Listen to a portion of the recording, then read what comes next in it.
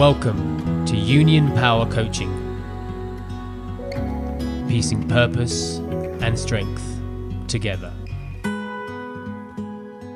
Hello and welcome back once again to the Union Power Coaching podcast with me, Mike Turnpenny, where we discuss ways to live happier, healthier, and more productive lives.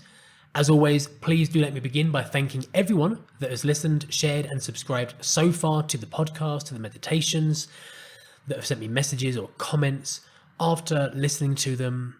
I'm really glad that the experiences that I've learned from are now proven to be useful lessons that I can pass on to other people now. And I guess a bonus as well for me personally, it's to have this opportunity now to look back at things, back at experiences, and have a different view of the past and a new appreciation, I guess, for the trials and the tribulations, the triumphs, for how they help us and how they shape us to go on to become the people who we become. Today's episode, today's subject, I want to talk about dealing with confrontations.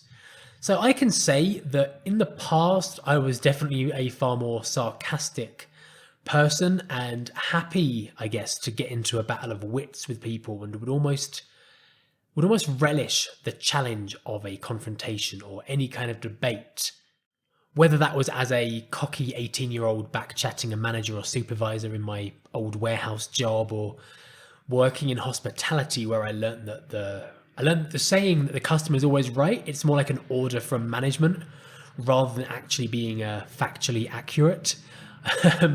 Perhaps it was just my age, or maybe at the time I felt like I had something to prove. I'm not too sure. But either way, I feel like over the years I've mellowed and my attitude towards confrontation has totally changed. As I'm more likely now to walk away from a situation, when those situations are simmering and they're about to boil, it's much better to turn off that gas and walk away and let it cool down.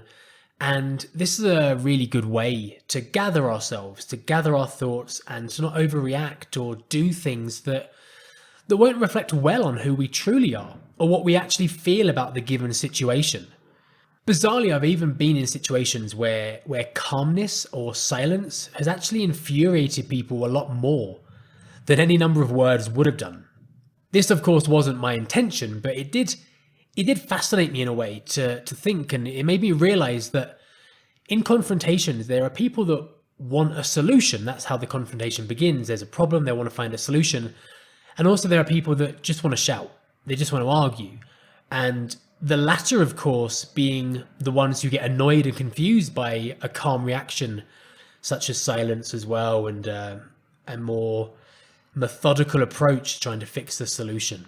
So the reason I chose this topic today for this podcast was I recently had to deal with a really rare and a pretty intense confrontation of my own.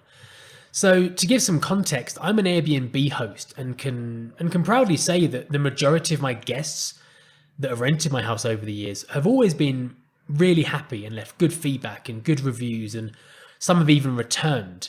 And I guess I can credit this to being as transparent as possible with regards to the listing I have, because for me, I genuinely want people to have a great and comfortable stay in my home, and I want to help people in any way that I can to make sure that they have the best possible experience, because I really care about my home, and I really see it as an extension of myself in many ways. And I myself, and I'm sure you have too, we've all stayed in Airbnbs or other types of accommodation where it's been pretty apparent that the host hasn't paid much attention to the details, like where maybe the kitchen has 1 fork, 2 knives, 7 spoons, the smallest chopping board you've ever seen in your life, a bed that maybe hasn't been comfortable for about 15 years. You know, you get the point where these places, they're just really a shell.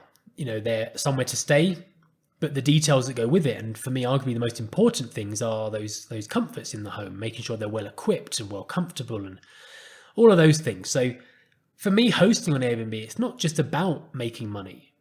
It's about giving people a taste of Costa Rica, where I have my listing. And I spoke about Costa Rica last week and explained why it's so special to me, and why, for this reason, I love being able to share it with other people.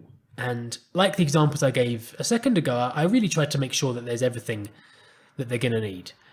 a really well-equipped kitchen, a really comfortable office to work in, a comfortable bed, all of the information they might need for how to get around and good places to go, and of course making sure that I get back to them really quickly with any questions that they have. So the confrontation that I had with my guest was really, really surprising, because it's the first major problem that I've had in over 4.5 years of hosting.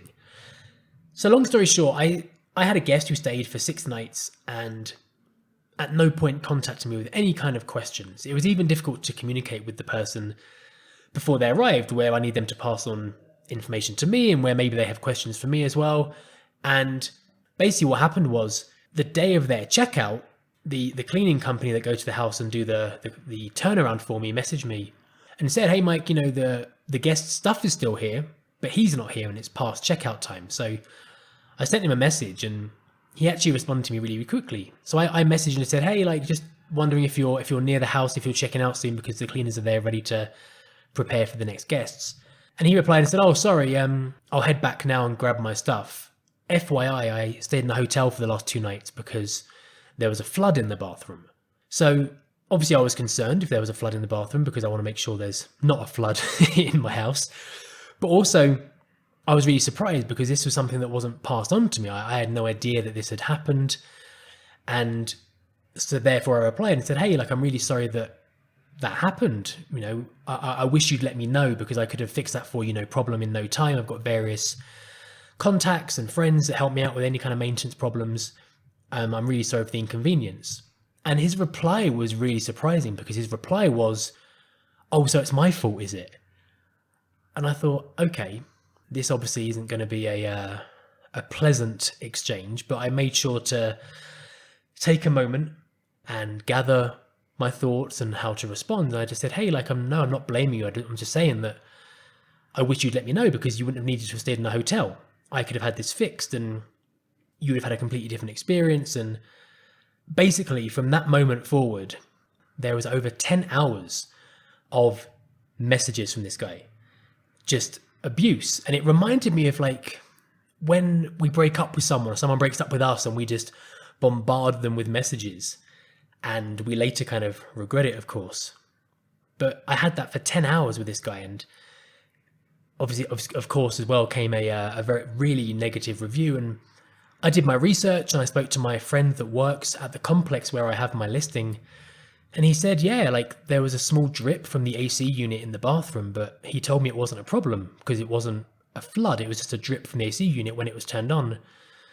So that made me feel better. It made me feel better that there wasn't a major issue. And I actually had this problem fixed within 90 minutes. I phoned my friend who's an air conditioning expert.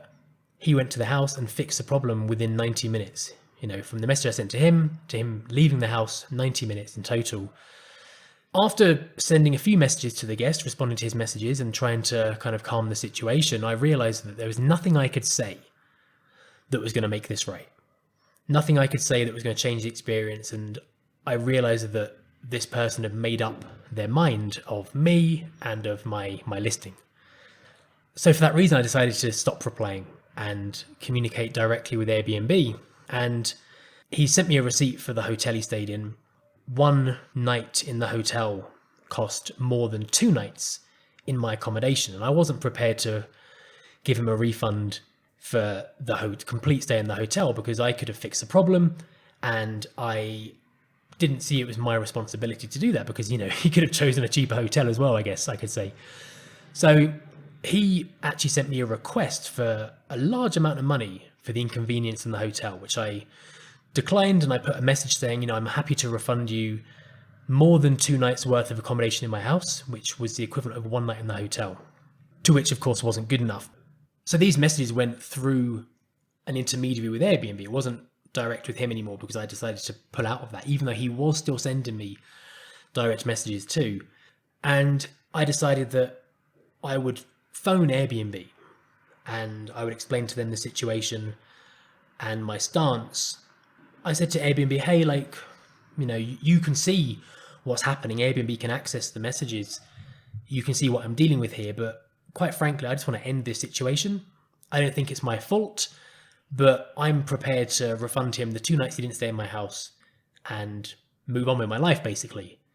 So Airbnb did that. They blocked him from being able to message me, and I refunded him for 2 nights of accommodation in my house as a gesture, and just to kind of end this conflict, because we weren't going back and forth. He was just forthing to me about what had happened and about me, and he was guessing about my life and things I like to do, and it was a pretty crazy situation.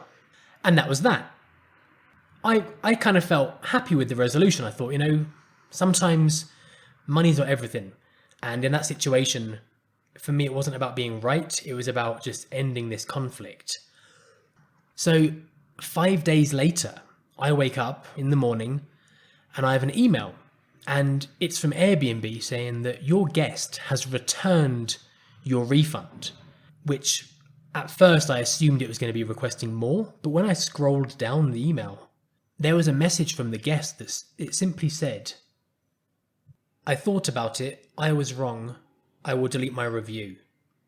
And I couldn't believe it. I was like, wow, like what a turnaround here. Like, there was no element of like victory in my emotions. It was more like, wow, like I wonder what was going on with this guy during that time where he was being so confrontational and so abusive. And I thought, well, this was a really good reason here to have left this situation, walked away from the situation, to have given it some space. What I did come to realize was, and I'm going to share them now, are the four ways to manage confrontations in the best way possible. And number one is to stay calm.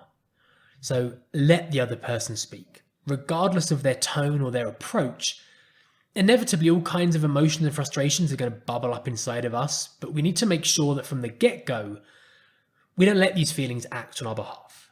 So by staying calm, we are allowing our thoughts, our true thoughts, the time to process and assess a situation. And staying calm in many ways, I think, is like a superpower. We need to develop it and practice it regularly to keep it sharp, as it's something that will help us and get us out of tough situations throughout our lives in general, and minimize us maybe saying or doing things that are not a real representation of who we are. And I think in the situation I just explained to you, by staying calm, I say I stayed calm. Of course, I had adrenaline and I was quite anxious about it. It was quite a disturbing situation, but my reaction to the person that was being confrontational was calm. I didn't let my inner emotions bubble up and act for me. The second thing is to know the facts and stick to them. Being sure of what the root cause is of a conflict and then clarifying that with the other party is the best way to understand the full extent of the issue, and to be able to just focus on that without veering off course and dragging past or future conflicts into the existing actual conflict. So in this case, I was really careful to make sure I stayed to the facts and wasn't drawn into any of the things that were being said to me, and that I remained clear that, okay, I am sorry there was a problem here, but I could have done this. I could have helped in a different way. I'm aware it was uncomfortable for you. I stayed with the point of the situation. And by repeating the key points and not veering off track, really helps us to pull the conversation back to where it needs to be, especially if the other person insists on bringing up unrelated or irrelevant points in anger or frustration. We really need to stick to those facts and stay on point. We also know that by being this way, we aren't going to say something off topic that might come back to haunt us later. We've all been in situations where we or the other person we're in a confrontation with has said pretty vile or harsh things in an attempt to try and win. But ultimately, this is where we have more regrets. And most of the time, it will make us look bad and give us a lack of power in the situation. If it's a situation where we are in the right, but we act in the wrong way, in an inappropriate way, we are demonstrating to the other person a less than good side of ourselves. So we have to stick to those facts and make sure that we're not trying to find ways to win a problem, a situation like this. The third one is to seek a resolution. And much like sticking to the facts, it's equally as important to make it clear as soon as possible that we want to make peace. We want to find a resolution. the longer we stay in like a whirlwind of conflict, the harder it's going to be to get out of it. So by showing this willingness to end a conflict, I think shows far greater character than the ability to quip back at someone or to say something, clever and witty. And as well, apologizing is also really important. Even if we know that we're not at fault, apologizing doesn't mean that we're accepting the blame. It can mean that we are sorry for the situation that we find ourselves in, and we're sorry that somebody else experienced something and that they feel a certain way. Whether we deem them to be in the right or in the wrong or not is irrelevant. By apologizing, we are maybe taking our share of the responsibility and showing that we do feel bad about an experience they had, regardless of the circumstance or who may or may not have been at fault. And if the other person shows no interest in a resolution, though, I think it's fair to say that sometimes there are people that are more interested in arguing than they are getting to the bottom of a problem. In this situation, much like in my experience, I really think the best thing to do is to walk away and give them space. They might go around in circles on their own for a while, or maybe phoning their friends or whatever, or using social media, but eventually they will either get over it or they'll move on. Or better yet, when the dust settles, they'll have clearer thoughts and see the situation perhaps for what it really was. And then they'll be available for a calmer and more productive conversation. We do also need to be prepared that some conflicts will go unresolved with some people. Some people will hold a grudge until the day they die, and there's nothing we can do about this. This is all the more reason to make sure that we act and speak in a fair way, and why we should stick to the facts, so that we can walk away knowing that we did all that we could do, and we tried our best to resolve a problem. And the last one, number 4, is to thank the person for hearing you out. I made sure in my situation I had to apologize and thank them, regardless of what was happening. Thank you for letting me know. I'm really sorry about the situation you had. I really hope you have a good rest of your trip and a good rest of your vacation. The theme throughout these 4 points I've just discussed has been to make sure that as best we can, that we act with respect and that we show willingness to accept our end where necessary of a situation. Although at the time it can come across sometimes maybe as being sarcastic, I think a sincere thank you will be remembered more after the fact. Much like an apology, it's showing that gratitude and that willingness, and it means that we can end a conflict in a more peaceful way. We don't want people at a later date to think that we were the ones that wanted to do or say all that was possible just to come out of a situation on top or in the right. So by saying thank you, we are showing that we are fully aware this is a two-way situation and it requires two-way cooperation. I think a thank you is so much more than just a courteous thing that we're taught when we're kids, when we're children. It's a key element of building and maintaining and fixing relationships in difficult scenarios. So there you have it, my confrontational situation with 4 ways to manage a confrontational situation in a better way. Thank you so much for coming back today for another episode of the Union Power Coaching Podcast. Please, as always, don't forget to share, subscribe, like. Let me know through social media at Union Power Coaching and on YouTube as well how you deal with conflicts. And I will speak to you again on Wednesday with the midweek meditation. Do stay happy, do stay well, do stay calm. Goodbye. For more details about transformation coaching, mindfulness, and yoga classes, please visit unionpowercoaching.com.